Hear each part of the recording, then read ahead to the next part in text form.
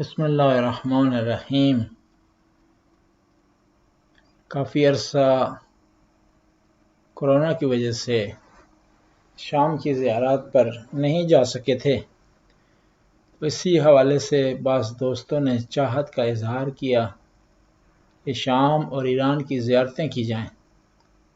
اسی چیز کو مد رکھتے ہوئے قافلے کا اعلان کیا گیا اور تقریباً 13 افراد ہم اکٹھے ہو گئے۔ قافلے کے ویزے کے مختلف مراحل طے کرنے کے بعد وہ دن آ پہنچا کہ ہمارا قافلہ روانہ ہو گیا۔ ہم اوسلو ایئرپورٹ سے روانہ ہوئے، دوحہ پہنچے اور یہ فلائٹ تقریباً 6 گھنٹے کی تھی۔ دوحہ ایئرپورٹ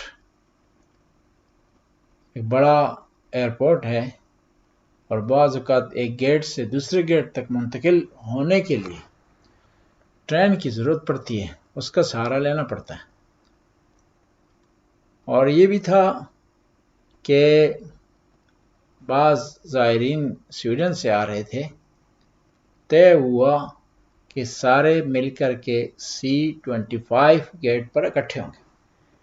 ہم پہلے پہنچ چکے تھے C-25 گیٹ کے پاس، لیکن وہاں جگہ تنگ تھی تو ہم نے گیٹ تبدیل کیا، C-13 پر آ گئے اور وہاں انتظار کیا۔ 8 گھنٹے گزارنے کے بعد ہماری فلائٹ بیروت کے لیے روانہ ہو چکی اور جہاز میں ہم سوار ہو گئے۔ بیروت مڈل ایسٹ کا سب سے خوبصورت شہر ہے، ماڈرن تہذیب ہے اور ملٹی کلچر ہے۔ مسلمان رہتے ہیں وہاں پر، عیسائی رہتے ہیں اور مسلمانوں کے مختلف گروہ سیکٹ وہاں پائے جاتے ہیں، سنی ہیں، شیعہ ہیں، دروز ہیں، اور عیسائیوں کے اندر بھی کئی برانچیں پائی جاتی ہیں۔ بڑا خوبصورت شہر ہے، سمندر ایک طرف، پہاڑ، خوبصورتی، شادابی ایک طرف، اور خدا کی نعمتوں سے مالا مال شہر بیروت کا ہے۔ اب ہمارا جہاز لینڈنگ کر رہا ہے اور جس کی ہم نے تصویر بندی کی ہے، اور جب جہاز لینڈ کر چکا تو ہم اس انتظار میں تھے کہ جہاز کا دروازہ کھلے اور ہم جہاز سے باہر جائیں۔ امیگریشن کے مراحل طے کرنے کے بعد ہم اگلے مرحلے کی طرف روانہ ہوں، اور اس طرف ہمارے دوست ایئرپورٹ کے باہر ہمارا انتظار کر رہے تھے اور ہم ابھی منتظر ہیں کہ جہاز سے اتریں۔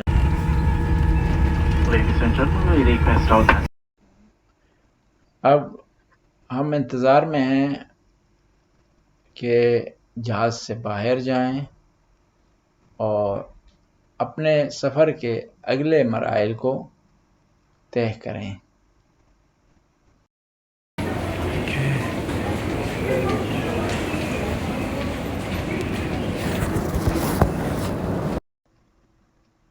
ہم کسٹم کے مراحل اور امیگریشن کے پروسیس طے کرنے کے بعد ایئرپورٹ کے باہر آ چکے ہیں۔ یہ یاد رہے کہ تمام یورپین پاسپورٹ ہولڈر کے لیے لبنان کے ویزے کی ضرورت نہیں ہے اور اونلی انٹری ہے، لیکن یہ یاد رکھیں جب آپ ایئرپورٹ پر اترتے ہیں امیگریشن والے آپ سے سوال کرتے ہیں کہ آپ کا ڈیسٹینیشن کیا ہے اور کہاں ٹھہریں گے۔ ہوٹل کا نام آپ کو آنا چاہیے، ہوٹل کی بکنگ آپ کے پاس ہونی چاہیے تاکہ آپ آسانی سے امیگریشن کے پروسیس کو طے کر سکیں اور کوئی مشکل آپ کو پیش نہ آئے۔ اب ہم ایئرپورٹ سے باہر ہیں اور انتظار کر رہے ہیں کہ گاڑی آئے، اور آپ کو پتہ ہے جب فلائٹ لینڈ کرتی ہے، خاص طور پر جہاز بڑا ہو، تو گاڑیوں کی لائن باہر لگ جاتی ہے اور ایک گاڑی آپ کی مطلوبہ گاڑی کو آپ تک پہنچنے میں ممکن ہے بعض اوقات وقت درکار ہو، اور اسی سلسلے میں ہم کھڑے ہیں اور اس فرصت سے فائدہ اٹھاتے ہوئے بعض دوستوں نے تجویز دی کہ ہم ایئرپورٹ کے مختلف زاویوں کی بعض تصاویر لے سکیں اور یادگار کے طور پر انہیں اپنے پاس رکھیں۔ لہذا فرصت سے فائدہ اٹھاتے ہوئے ہم نے تصویریں لینا شروع کر دی۔ اس کا ایک فائدہ یہ ہے کہ وقت آسانی سے گزرتا ہے، دوسرا گروپ بور نہیں ہوتا، نقلی ایکٹیویٹی کا سامان تیار ہو جاتا ہے کہ ہر کوئی آدمی کیونکہ ایک نئے پاس ایئرپورٹ پر آیا ہے کوشش کرتا ہے کہ یہاں اس کی یادگاری تصاویر ہوں اور ان تصاویر سے وہ آئندہ اپنی یادیں تازہ کر سکے۔ اسی سلسلے میں یہاں تصاویر کا سیشن شروع ہوا اور ہم گاڑی کا انتظار کرتے رہے۔ اسی اثناء میں گاڑی آ گئی اور ہم سوار ہو گئے۔ اب یہ رش ٹائم تھا، اس کی وجہ سے ہمیں بیروت سے نکلتے ہوئے کافی وقت لگ گیا اور ہم بیروت کے مختلف چوک پر منٹوں انتظار کرتے رہے تاکہ ہماری باری آئے اور ہم اپنے سفر کو آگے بڑھا سکیں۔ یہ بیروت کی سڑکیں ہیں، یہاں سے ہم گزر رہے ہیں اور ایئرپورٹ کے قریب کا علاقہ ہے۔ اب ہم جنوب بیروت کی طرف روانہ ہوں گے اور وہاں سے بالاباک کی طرف آگے نکل جائیں گے۔ بڑا خوبصورت پیارا شہر ہے، اور ایک خاص چیز جو یہاں دیکھنے کو ملی کہ ہر آدمی کے پاس اچھی گاڑی کا انتظام ہے۔ اس کی وجہ یہ ہے کہ یہاں گاڑی درآمد کرنے پر خاص ٹیکس نہیں ہے، تو ہر آدمی کوشش کرتا ہے کہ اچھی گاڑی وہ خریدے کیونکہ اس کو سستے داموں اچھی گاڑی مل جاتی ہے۔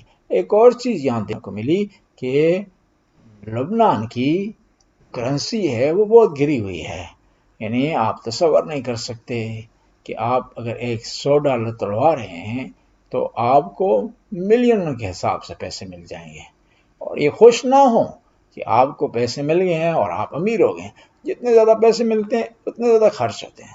مثال کے طور پر آپ ایک کھانے کے لیے آپ 2 لاکھ سے زیادہ پیسے دیتے ہیں، یعنی جس طرح آپ کو پیسے زیادہ ملے اتنے زیادہ خرچ ہو جاتے ہیں۔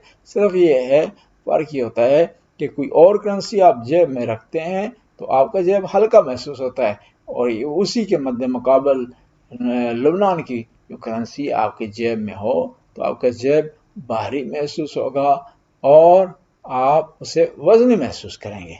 لہذا یہ خوشی کا باعث نہیں ہے بلکہ پریشانی کا باعث ہے۔ اب یہاں ہم پہنچے ہیں تو بعض مومنین نے پانی کی طلب کی، تو ہم رک گئے یہاں پر تاکہ ان کے لیے پانی کا انتظام کر سکیں۔ تو ہم نے تقریباً 20 باٹل پانی کی خریدی جو وہاں کی کرنسی میں لاکھوں کی بنی، لیکن جو ہم نے حساب کیا تو یہ 20 باٹل جو تھیں یہ $5 کی صرف بنی۔ اور یہ بھی یاد رکھیں ڈرائیور نے ہمیں کہا کہ اگر آپ خود دکان کے اندر جاتے اور آپ خریدتے تو یہی پانی 5 کی بجائے آپ کو $10 کا ملتا، اور اس لیے میں خود گیا ہوں تاکہ وہ محسوس نہ کریں کہ فارنر خرید رہے ہیں۔ بعض ممالک میں بڑے افسوس سے کہنا پڑتا ہے کہ دکانداروں کے 2 ریٹ ہوتے ہیں، ایک فارنر کے لیے اور ایک لوکل کے لیے، حالانکہ سیم ریٹ ہونا چاہیے، اور اخلاق کا، عدل و انصاف کا، انسانیت کا، تہذیب کا بھی تقاضا ہے۔ لیکن بعض لوگ فرصت سے فائدہ اٹھاتے ہیں اور کوشش کرتے ہیں کہ جو لوگ باہر سے ٹورسٹ کے عنوان سے آئے ہیں، مہمان کے عنوان سے آئے ہیں، ان سے زیادہ پیسے بٹورے جائیں۔ یہ بات صحیح نہیں ہے اور غیر مناسب ہے۔ ابھی تک ہم بیروت کے اندر ہیں اور بیروت سے نکلتے ہوئے ہمیں کچھ وقت لگے گا کیونکہ راستے میں رش ہے اور اسکول اور کالج اور مختلف اداروں سے چھٹی کا ٹائم ہے، جس کی وجہ سے نکلنے میں تھوڑا تعطل ہو رہا ہے، اور ابھی آہستہ آہستہ ہم بیروت کے جنوب سے خود لبنان کے جنوب کی طرف نکل رہے ہیں، اور ہمارا جو ٹارگٹ ہے، ہدف ہے، وہ بالابک ہے۔ وہاں تک جاتے ہوئے ہمارے تقریباً 2 گھنٹے لگ جائیں گے۔ لبنان دنیا کے سیاحتی مقامات میں سے ایک ہے جہاں سیاحت کا اور ٹورسٹ کا آنے کا بڑا چرچا ہے۔ لبنان سیاحتی مقام ہے، تاریخی مقام ہے، اور اس کے علاوہ مڈل ایسٹ میں سیاسی حوالے سے بھی بڑا مقام رکھتا ہے، اور یہاں کے لوگ شائستہ ہیں اور تہذیب اور تمدن اسلامی اور غیر اسلامی دونوں کے حامل ہیں۔ عندك مقام السيدة صفية، نعم عندك مقام السيدة خولة، نعم عندك مقام النبي أيلة، نعم عندك مقام النبي شير، نعم عندك مقام النبي صاد، نعم في عندك كثير نبي صالح، البقاع،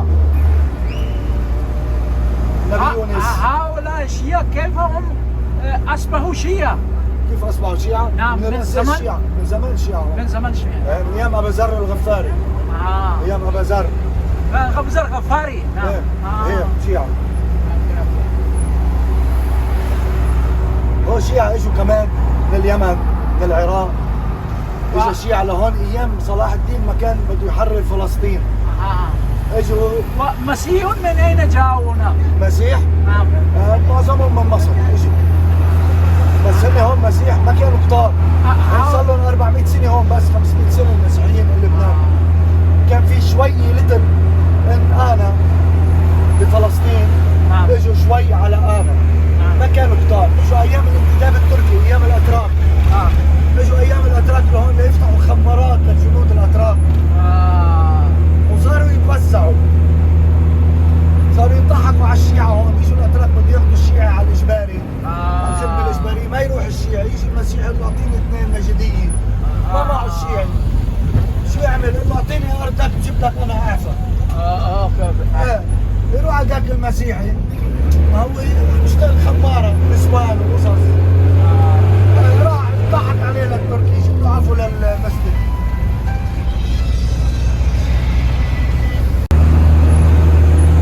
ما مش مشكلة.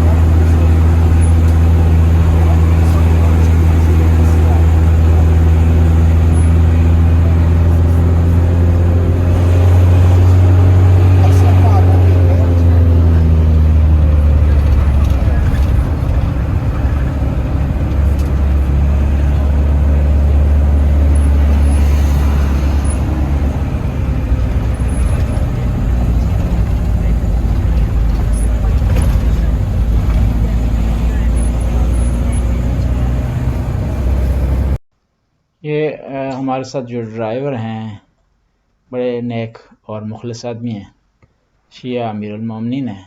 ان سے چند سوال کیے گئے ہیں جن کا جواب انہوں نے دیا ہے۔ پہلا سوال یہ تھا کہ یہاں لبنان میں، ضاحیہ میں، بقاع میں، بالابک میں اور دوسرے علاقوں میں شیعہ کہاں سے آئے، اور شیعہ مذہب کب سے یہاں چلا اور کس طرح اس نے پیش رفت کی۔ تو انہوں نے بتایا کہ ابو ذر غفاری پیغمبر کے پیارے صحابی، محب اہل بیت، آل بیت سے محبت کرنے والے، انہی کے زمانے سے یہاں شیعہ مذہب کا آغاز ہوا ہے۔ اور اس سے یہ سوال کیا گیا کہ یہاں عیسائی کہاں سے آئے، تو انہوں نے جواب دیا کہ خلافت عثمانیہ کے زمانے میں یہاں شیعہ کی اکثریت تھی لبنان میں، تو خلافت عثمانیہ نے شیعوں پر دباؤ ڈالا کہ وہ سنی ہو جائیں یا عیسائی مذہب کو اختیار کر لیں۔ تو یہ لوگ تقیہ میں چلے گئے، اور تقیہ کے جانے کی بنیاد پر یہ لوگ مجبوراً جو ہے وہ عیسائی مذہب اختیار کرنے پر مجبور ہو گئے۔ اسی وجہ سے عیسائیوں میں بعض ایسے نام ہیں جو شیعہ مذہب سے ملتے جلتے ہیں۔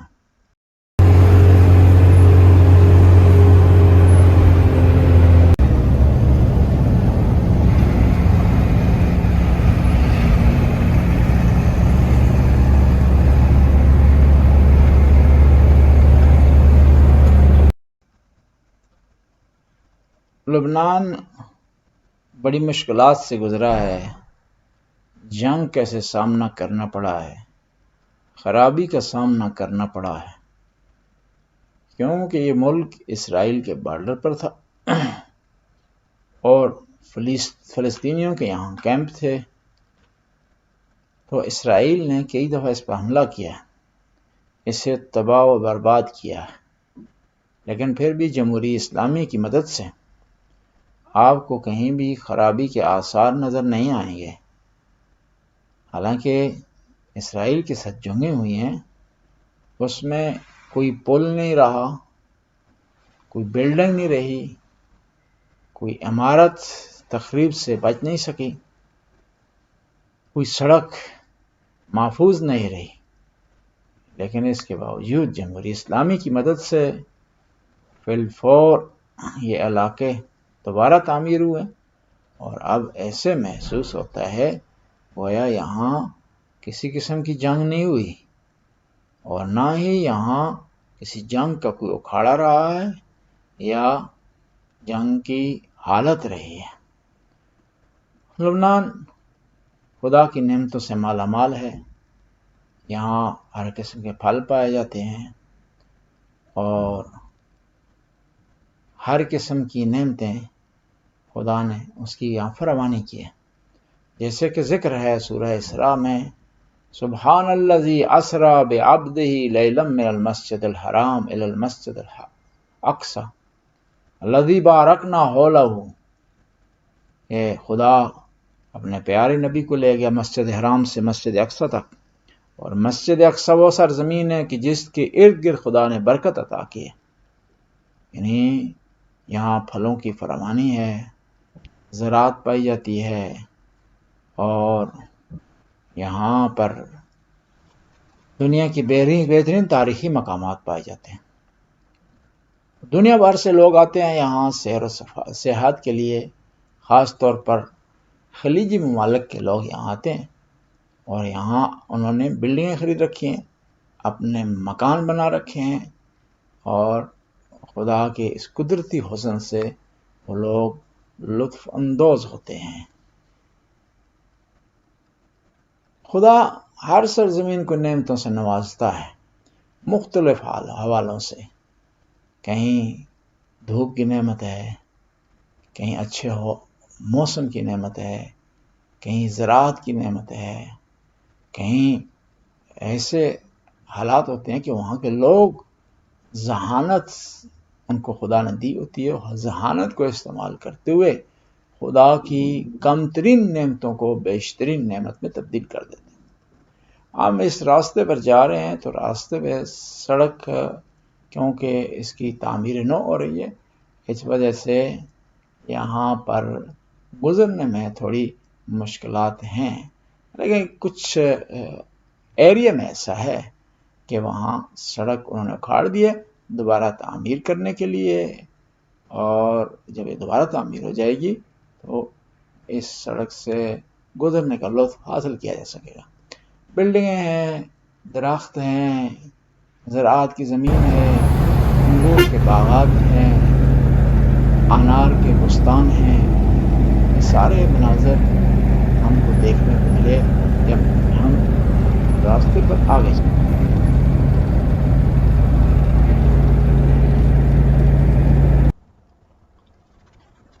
اب ہم بیروت سے روانہ ہو چکے ہیں اور ہائٹ پر جا رہے ہیں، تو راستہ تقریباً اچھا ہی ہے، لیکن یہاں کی ڈرائیونگ جو ہے مجھے پسند نہیں آئی، قانون کے مطابق نہیں ہے۔ جو آدمی جس کا جتنا زور چلتا ہے، جتنی اس کی طاقت ہوتی ہے، تو وہ میدان مار لیتا ہے اور دوسرے حضرات پیچھے رہ جاتے ہیں۔ ایسا نہیں ہونا چاہیے، قانون کے مطابق چلنا چاہیے.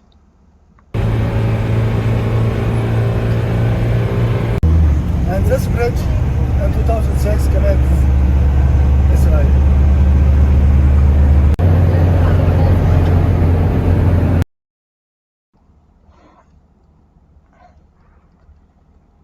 یہ کافی لمبا راستہ تھا. ہم نے اسٹیمیٹ لگایا تھا کہ یہ بیروت سے بالاباغ تک 2 گھنٹے کا راستہ ہوگا، لیکن یہ 2 گھنٹے سے زیادہ لگے ہمیں، کیونکہ ہم تقریباً 11:35 پر ہمارے جہاز میں لینڈ کیے، اور باہر نکلتے ہوئے تقریباً ہمیں لگ گئے تھے 1 گھنٹہ لگ گیا تھا، 12:30. اور ہم نے گاڑی کا انتظار کیا، تو سارے اس تگدو میں ہمارا تقریباً 1:30 بجے ہم روانہ ہوئے ہیں. نہیں سوری، ہم 12:30 روانہ ہوئے ہیں ایئرپورٹ سے، اور تقریباً 5 بجے کے قریب پہنچے ہیں ہم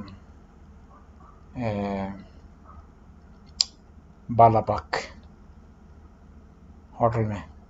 یعنی تقریباً ہمارے 5 گھنٹے کے کم از کم لگ گئے یہاں سے بالاباغ جاتے ہوئے. ٹریفک کی وجہ سے اور بعض دوسرے مسائل کی وجہ سے کندی رہی ہے اس میں، اسپیڈ میں ہے، اور ہم مناسب ٹائم پہ نہیں پہنچ سکے بالاباغ. بہرحال سفر ہے، انسان نے طے کرنا ہوتا ہے، کم ٹائم لگے زیادہ ٹائم لگے، اور اس نے اس کو طے کرنا ہوتا ہے. اسی اصول کے تحت ہم چل پڑے اور راستہ طے کر لیا. ہمارے بالاباغ تک جاتے ہوئے راستے میں کئی علاقے آئے، اور ان میں علاقوں میں بعض میں شیعہ آبادی کے علاقے تھے، بعض میں سنی آبادی کے علاقے، بعض میں عیسائی آبادی کے علاقے، کہیں مختلط یعنی مخلوط آبادی شیعہ سنی اور عیسائی کی. لبنان کا جو دستور ہے، آئین ہے، وہ بڑا اچھا ہے کہ ہر قوم کو اور ہر سیکٹ کو اور ہر مذہب کو اس کی آبادی کے مطابق پارلیمنٹ میں، حکومت میں، کابینہ میں حصہ دیا گیا ہے. یعنی جتنی جس کی آبادی ہے اتنا ہی حصہ اس کو ملے گا. تو یہاں شیعہ کی نمائندگی 2 پارٹیاں کر رہی ہیں، حزب اللہ اور عمل. تو ان دونوں نے مل کر کے جو شیعہ کا قانون میں حقوق ہیں ان کی حفاظت کی ہوئی ہے، اس کا خیال رکھا ہوا ہے. اور یہاں پر ایک اور چیز ہمیں ملنے کو ملی، وہ یہ تھی کہ شیعہ جو علاقے ہیں وہ بڑے صاف ستھرے ہیں، اور روڈز وہاں ہیں، سڑکیں وہاں پر ہیں، اچھی عمارتیں بنی ہوئی ہیں. لیکن دوسرے علاقوں میں یہ چیز دیکھنے میں کم ملی ہے. تو میں نے پوچھا اس کی کیا وجہ ہے، تو بتانے والوں نے بتایا کہ اس کی وجہ یہ ہے کہ جو شیعہ آبادی ہے اس کو ایران گائیڈ کر رہا ہے، پیسے خرچ نہیں کر رہا لیکن رہنمائی کر رہا ہے. ایرانی انجینئر آتے ہیں، وہ روڈ بناتے ہیں، بلڈنگوں کو ڈیزائن کرتے ہیں، اور صاف ستھرائی کے بارے میں مشورہ دیتے ہیں. تو اس وجہ سے ان کا جو ہے آبادی میں، ان کے علاقوں میں زیادہ جو ہے سہولتیں پائی جاتی ہیں، اجتماعی سہولتیں. اس کے مقابلے میں دوسری آبادیاں ہیں اس میں ایسی سہولتیں نہیں پائی جاتی. یہ یہاں سے ہم گزر رہے ہیں، اس کے دائیں طرف پرانے زمانے میں ٹرین کا ٹریک ہوا کرتا تھا، اور پرانے زمانے یہاں سے انڈر گراؤنڈ نہر ہوا کرتی تھی جو اب نہیں دکھائی دیتی، اب صفحہ ہستی سے غائب ہو گئی ہے. ظاہر ہے جو ملک اتنی مشکلات طے کرے اور جنگوں سے گزرے اور جنگ سے سامنا کرنا پڑے، تو اس صورتحال میں ملکوں کو بچانا اور ان کو صرف کنٹرول کرنا ہی کافی ہوتا ہے. چرا صد کے ان میں آبادی کی جائے آبپاشی کا انتظام کیا جائے، بجلی کا اچھا سسٹم ہو، روڈ اچھے ہوں اور ٹریفک کا اچھا نظام ہو۔ پھر بھی لبنان میں اتنی مشکلات کے باوجود لبنانی قوم نے ایک اچھا جو ہے وہ اپنے ملک کو سنبھالا ہوا ہے، کیونکہ یہاں کی ایئر فورس نہ ہونے کے برابر ہے، فوج کمزور ہے۔ جب بھی اسرائیل کے جی اور من میں اس کے آتا ہے وہ چڑھ دوڑتا ہے ان کے علاقوں پر، فضائی بمباری کرنا شروع کر دیتا ہے، ان کا محاصرہ کر لیتا ہے، پلوں کو توڑ دیتا ہے اور میسف اس میں تباہی پھیلا دیتا ہے، جس کی بنیاد پر آپ نہیں کہہ سکتے کہ یہ ملک جو ہے وہ ترقی نہیں کی، آگے نہیں بڑھا۔ بہرحال دنیا میں انصاف نہیں پایا جاتا۔ اسرائیل جب بھی چاہتا ہے وہ ممالک پر حملہ کر دیتا ہے، جب بھی چاہتا ہے وہ اردن پر چوڑ دوڑتا ہے، فلسطین کو ہتھیار دیتا ہے، کوئی بھی اس کے مقابلے نہیں بولتا۔ اور میں یہ کہتا ہوں پوری دنیا میں جو فساد کی جڑ اور مین ہے وہ اسرائیل ہے۔ اگر سارے لوگ مل بیٹھ کر اسرائیل سے بات کریں کہ اپنی بدماشی چھوڑ دے اور آرام سے تمام اقوام کو ان کا حقوق دیا جائے، فلسطینیوں کو حقوق ملے، لبنانیوں کی فضائی حدود کا احترام کیا جائے، ان کے بارڈر کا احترام کیا جائے اور دونوں طرف سے صلح صفائی سے کام لیا جائے، تو حالات جو ہے وہ خود اس لبنان کے بہتر ہو سکتے ہیں، اور اسی طرح دوسرے خطے کے دوسرے ممالک کے حالات بھی بہتر ہو سکتے ہیں۔ اس میں بڑا افسوس سے کہنا پڑتا ہے کہ مسلمان ممالک وہ کوشش نہیں کرتے، سٹرگل نہیں کرتے کہ آشتی سے کام لیں، مسلمانوں کو متحد کریں، دشمن کی پہچان کریں، دشمن کو کنٹرول کرنے کی کوشش کریں۔ اور میں اگر کہتا ہوں مسلمان صرف متحد ہو جائیں نا، جنگ نہ کریں کسی سے، لڑائی کسی سے نہ کریں، صرف متحد ہو جائیں تو دشمن کے لیے یہی کافی ہے اور یہی امن کے لیے بہتر ہے، اور یہی چیز امن کا گہوارہ بنا سکتی ہے اس علاقے کو۔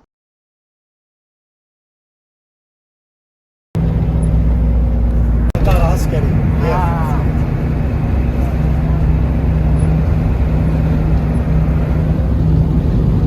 هذا خضروات محلية؟ محلية، كله محلي، كله محلي.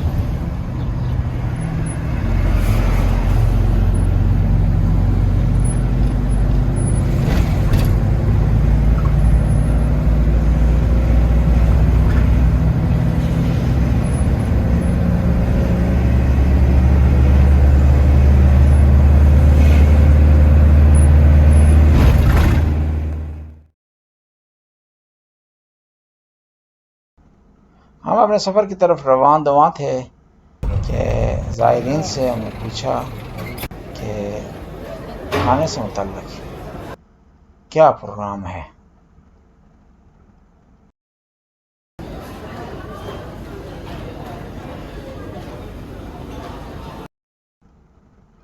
تو زائرین سے جب سوال کیا کہ کھانے سے متعلق کیا پروگرام ہے تو بعض کہہ رہے تھے کہ نہیں ہم جب بالا باغ پہنچنے کے بعد کھانا کھائیں گے، لیکن ہم نے محسوس کیا کہ نہیں، ہمیں یہاں کھانا کھا لینا چاہیے۔ تو ایک بہترین اور پیارا کھانا بنایا گیا جسے فخار کہتے ہیں، اس میں چاول ہوتے ہیں اور اس کے اندر اس کے اوپر روٹی لگائی جاتی ہے۔ کھانا کھانے کے بعد ہم رواں دواں ہو چکے اور روانہ ہو چکے بالا باغ کی طرف، اور جہاں سے ہم نے ریسٹورنٹ میں کھانا کھایا وہاں سے بالا باغ تقریباً 40 منٹ کی ڈرائیو ہے، اور 40 منٹ کے اندر ہم انشاءاللہ بالا باغ پہنچ جائیں گے۔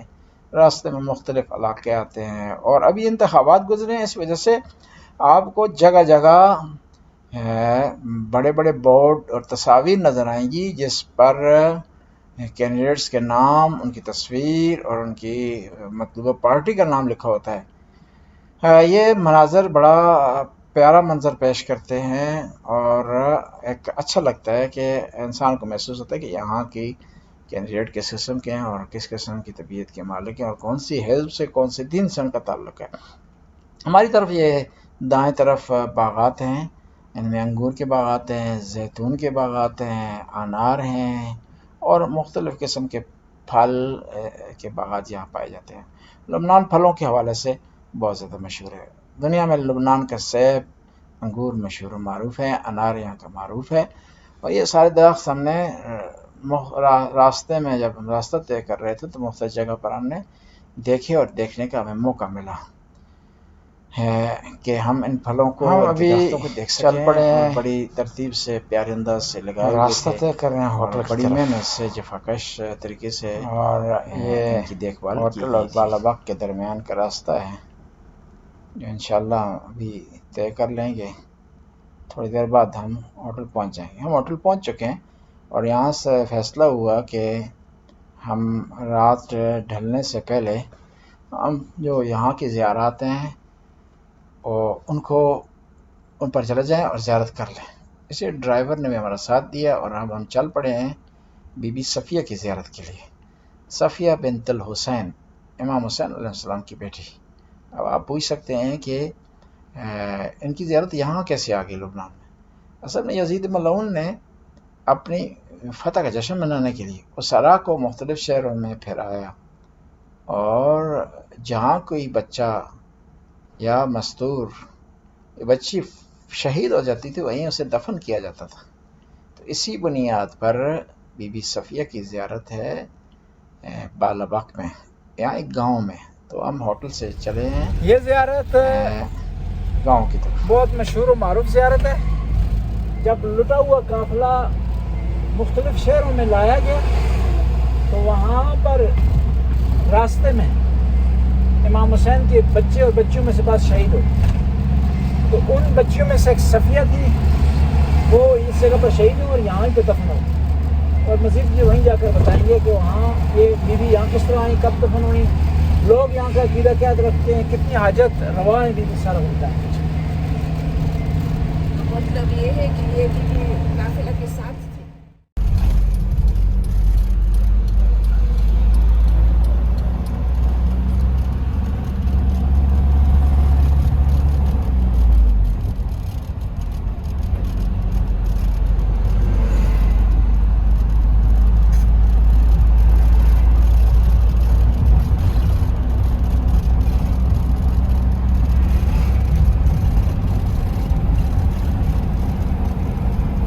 بسم اللہ الرحمن الرحیم۔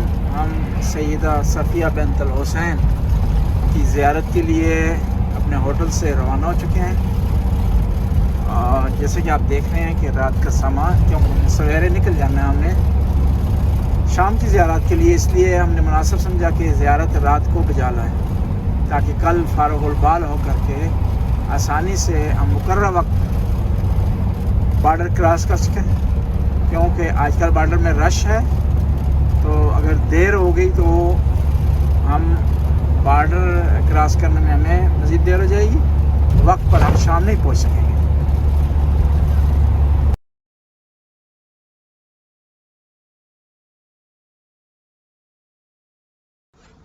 رات کی تاریکی تھی، سناٹا تھا، اور ہم راستہ طے کر رہے تھے، اور یہ راستہ تقریباً اس کو طے کرنے میں 15 منٹ لگ گئے ہمارے۔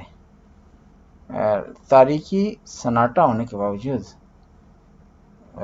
سیکورٹی کے لحاظ سے بڑا پرامن علاقہ تھا، کوئی ٹینشن نہیں تھی، کوئی پریشانی نہیں تھی، اور جو ہمارے ڈرائیور تھے وہ بھی ایک اچھے انسان تھے اور تعاون کرنے والے، اگرچہ ان کا تعلق اہل سنت سے تھا اور سیریا سے تھے، لیکن اچھے افراد میں سے ان کا شمار ہوتا تھا، خوش اخلاق تھے، اہل بیت سے محبت کرنے والے تھے۔ الزحام ياخذ 4 ساعات. 4 ساعات. ومن الفندق إلى حدود كم ساعة؟ من الفندق إلى الحدود 1 ساعة. 1 ساعة. في شهر كم مرة أنتم تعطون إلى لبنان للزوار؟ كم مرة نروح ونجي؟ نعم. في الشهر يمكن يجي على 20 مرة. 20 مرة. ممتاز ممتاز. لا تتعب؟ تعبان والله. صعب. صعب. في هذا طول هذا الأيام نعم. بالنسبة للنوم ما صار لكم مشكلة؟ نوم لا ما في. نوم نرتاح. يعني بعض الصعايكين خطر لهم بالنوم، هم ينعمون على طول شعره على طول الطريق، هذا خطر. نعم خطر. انا كنت اروح العراق وارجع. باص كبير منشأ. كنت اروح السعودية مدينة مكة مدينة. ممتاز ممتاز. أي شركة أنتم تعملون لها؟ شركة شلبي. شلبي. ممتاز.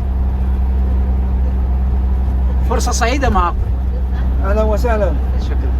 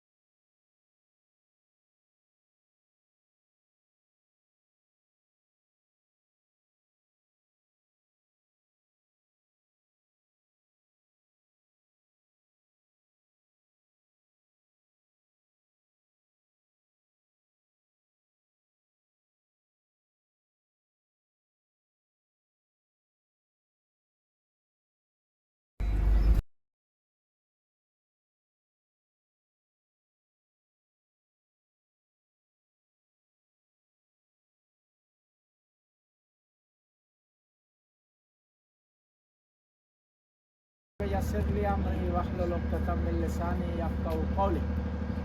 یہ زیارت ہے صفیہ بنت الحسین کی. امام حسین کی شہادت کے بعد، شہدائے کربلا کی شہادت کے بعد جب لٹا ہوا قافلہ وہ لائے تو انہوں نے اپنی فتح کا جشن منانے کے لیے اس قافلے کو مختلف شہروں سے گزارا. کوفہ لے گئے، موصل لے گئے، رمادی لے گئے، حلب لے گئے، شام لے آئے ہیں اور یہاں بالا بک لائے. اور یہ قافلہ اتنا سختی سے لے جایا جاتا تھا، گرمی کا خیال نہیں رکھا جاتا تھا، سردی کا خیال نہیں رکھا جاتا تھا، بچوں کی آسائش کا خیال نہیں رکھا جاتا تھا، بچوں کے کھانے اور پانی کا خیال نہیں رکھا جاتا. تو راستے میں بچے شہید ہو جاتے تھے اور جہاں کوئی بچہ شہید ہو جاتا تھا وہیں امام زین العابدین اسے دفن کر دیتے تھے. صفیہ بنت الحسین ہے، امام حسین کی آخری جملے ہیں، اس میں صفیہ بنت الحسین کا نام آتا ہے. امام حسین جب امام نے سمجھا نا کہ امام کی شہادت ہونے والی ہے تو آئے ہیں خیموں میں، بیویوں سے الوداع کی ہے. بیویوں نے امام حسین کو پکڑ لیا، بی بی سکینہ نے، بی بی صفیہ نے کہا بابا جان ہمیں مدینے چھوڑ دیں پھر جائیں میدان کی طرف. جب امام حسین نے دیکھا بچیاں نہیں چھوڑ رہی نا تو امام حسین نے آخری سلام کیا، خیموں سے تھوڑا دور ہو کر آواز دی، یا زینب یا ام کلثوم یا رقیہ یا سکینہ یا صفیہ علیکم منا السلام. اپنے بابا کا آخری سلام قبول کرے صفیہ سکینہ، تمہارا بابا جا رہا ہے ایسے سفر پر جس سے واپسی نہیں ہوگی. جب لٹا ہوا قافلہ ہے نا، کربلا سے قافلہ چلا ہے، 110 بچے تھے اس قافلے میں، اور جب قافلہ شام پہنچا ہے نا تو 110 میں سے صرف 10 بچے بچ گئے تھے. اور جب بچے گھوڑے سے گرتے تھے نا ظالم پرواہ نہیں کرتے تھے، آگے چل پڑتے تھے. ایک مقام ایسا آیا، کیا ہوا کہ امام زین العابدین نے دیکھا بابا کا سر رک گیا ہے، بابا کا سر رک گیا ہے۔ کہا بابا کیوں نہیں چل رہے؟ اب سجاد میں مزید کوڑے کھانے کی طاقت نہیں رہی، بابا چلے۔ سر سے آواز آئی میری سکینہ گر گئی ہے۔ امام زین العابدین نے شمر کہا شمر میری بہن سکینہ گر گئی۔ شمر ملعون نے کہا سجاد اب اس سے پہلے 100 بچہ گرا ہے، تو نے پہلے قافلے کو نہیں روکا، اب کیوں روک رہا ہے؟ کہا گرنے والی سکینہ ہے۔ کیا دیکھتے ہیں؟ قافلہ رکا، پلٹا، بی بی زینب دوڑتی ہوئی آئی، کیا دیکھا کہ ایک خاتون ہے سیاہ برقع پہنے ہوئے، بی بی سکینہ کو گود میں لیے ہوئے اور رو کر کہہ رہی ہے سکینہ جب تو کربلا سے چلی ہے نا میں تمہارے قافلے کے ساتھ چلی ہوں۔ اللہ لعنت اللہ قوم الظالمین سیعلم الذین ینقلبون ینقلبون۔ اب زیارت نامہ پڑھتے ہیں۔ یہاں پر آپ اپنی مغرب کی عشاء کی نماز اور 2 رکعت نماز زیارت ہے صفیہ بنت الحسین پڑھیں گے، زیارت کرنے کے بعد پھر ہم چلے جائیں گے۔ آپ اس طرف رکتے ہیں سارے۔ يقول هذا الكلام فما نحن المستضعفون الخاطبون المعاندين لجعلت النار كلها بردا وسلاما وما كان لأحد فيها مطرا ولا غبارا لكنك تقدست الأسماء أقسمت لها من الكافرين وأن توفر عرضي من كل خير وبخدمتك موصولا وأعمالي عندك مقبولا حتى تكون أعمالي وأمرادي كلها وردا واحدا معولي يا واشدد على العزيمة جوارح وهدي الجد في خشيتك والدوام في الاتصال بخدمتك حتى أسرح إليك في ميادين السابقين۔ حضرت بی بی صفیہ کی زیارت کرنے کے بعد ہم روانہ ہونا چاہتے تھے تو سامنے ایک خاتون کا گھر تھا اور دکان تھی، اس نے اصرار کیا کہ چائے پی لیں۔ ہم نے چائے پی، چائے پینے کے بعد ہم وہاں سے روانہ ہو چکے ہیں اور اب جا رہے ہیں ہم سیدہ خولہ بنت الحسین، امام حسین کی بیٹی حضرت خولہ کی زیارت کے لیے، اور وہاں زیارت کرنے کے بعد دوبارہ ہوٹل کی طرف چل پڑیں گے اور صبح انشاءاللہ ہم سوریہ اور شام کی طرف جائیں گے۔ اور اب سیدہ خولہ کی زیارت پر ہم جا چکے ہیں اور زیارت پر ہم موجود ہیں، اور یہاں پر اب مجلس ہو رہی ہے امام جعفر صادق علیہ السلام کی شہادت کی مناسبت سے، اور مجلس کے بعد یہاں پر کچھ مومنین موجود تھے، ان سے گپ شپ ہوئی، ان سے تعارف ہوا۔ تعارف کروانے کے بعد ہم نے ان سے خواہش کی کہ ہمارے ساتھ ایک فوٹو کا سیشن کیا جائے، تو انہوں نے قبول کر لیا، ہمارے ساتھ مل کر کے انہوں نے فوٹو لیا، اور وہ بھی بڑے خوش تھے، ہم بھی خوش تھے کہ دیکھیں کتنا فاصلہ ہے، ہم پاکستان سے ہیں اور یہ لوگ لبنان سے ہیں، لیکن ایک دوسرے کو دیکھنے کے بعد ہم خوشی کا اظہار کر رہے ہیں۔ خواب میں دیکھا کہ یہاں پانی آ گیا اور ایک بچی ہیں، انہوں نے التجا کی ہے کہ مجھے یہاں سے نکالا جائے اور دوسری جگہ منتقل کیا جائے، تو یہاں آئے ہیں، کھدائی کی تو قبر ملی، ایک قبر میں سے ایک بچی تھی جس کا کفن تازہ تھا اور جو ہے وہ بالکل صحیح سالم تھی۔ تو وہاں پر جب علماء سے پوچھا، وہاں کے علاقے کے رہنے والے لوگوں سے پوچھا، انہوں نے کہا کہ امام حسین کا قافلہ یا الٹا ہوا قافلہ یہاں سے گزرا تھا، تو ایک بچی جو ہے یہاں شہید ہو گئی تھی، اس کو اس مکان پہ دفنایا گیا تھا۔ اس وقت سے آج تک لوگ آتے ہیں یہاں حاجت لیتے ہیں۔ یہ صرف شیعہ کے لیے نہیں ہے یہ جگہ، سنی بھی آتے ہیں، عیسائی بھی آتے ہیں، نصارہ بھی آتے ہیں، آ کر یہاں سے حاجت لیتے ہیں بی بی خولہ سے۔ اور بی بی خولہ یعنی ان شہدائے کربلا کے جو اسرا تھے ان میں سے ہیں۔ کہ جب لٹا ہوا قافلہ 11 محرم کو روانہ ہوئے کربلا سے مختلف علاقے طے کرتا ہوا، اور اس وقت کی جو خلافت تھی اس کے مختلف شہروں سے گزارا گیا، جہاں کوئی بچی فوت ہو جاتی تھی، شہید ہو جاتی تھی، اس کو وہیں جو ہے دفن کیا جاتا تھا۔ اور حتیٰ اتنے زیادہ بچے فوت ہوئے، اتنے زیادہ بچے شہید ہوئے کہ تاریخ نام بھی ان کے نہیں بتا سکی کہ کتنے تعداد تھی، کتنا ان کا جو عدد تھا۔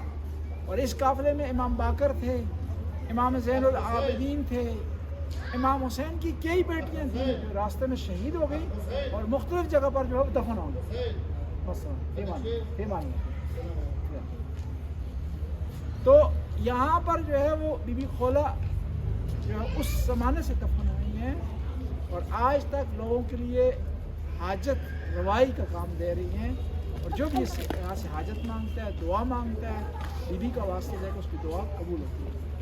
اب ہم جو ہے یہاں سلام کرتے ہیں، زیارتنامہ پڑھتے ہیں اور پھر دعا کر کے چلتے ہیں۔ السلام علیکم یا بنت